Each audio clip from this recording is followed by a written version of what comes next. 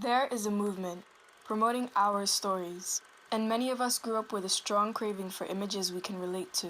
Production teams, writers, creative heads have come together to tell stories, and this podcast is their voice. The Pan-African voice is not easily heard, and here we talk about our movies, that film or doc you heard but didn't get to see.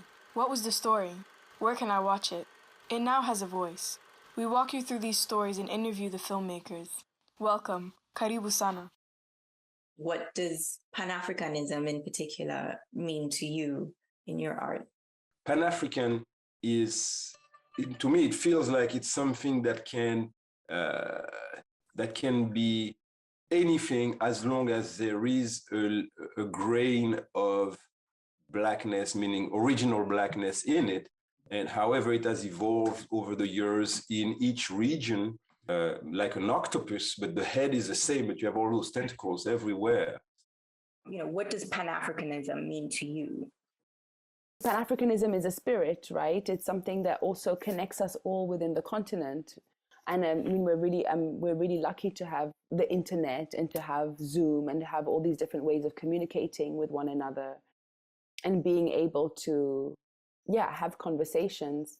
But there's so many people who wish that we could be more connected, even in terms of the filmmaking, of how we can watch our own films, right?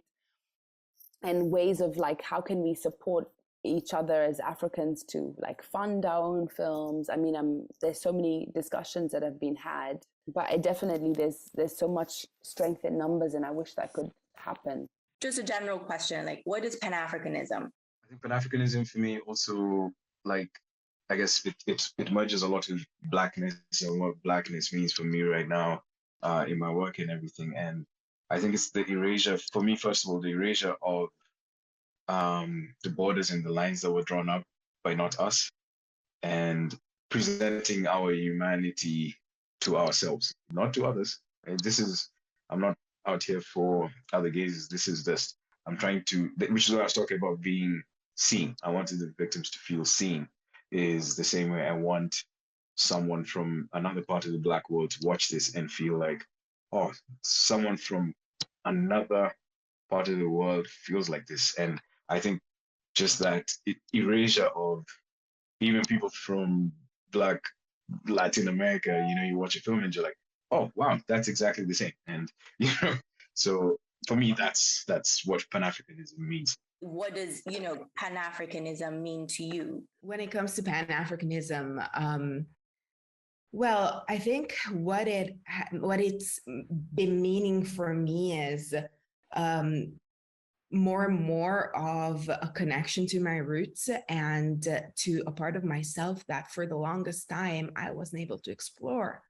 And learning about the diaspora in all its forms and where it took people globally, really, in my opinion, informs the globality of our presence and the fact that we shouldn't really accept to be called a minority.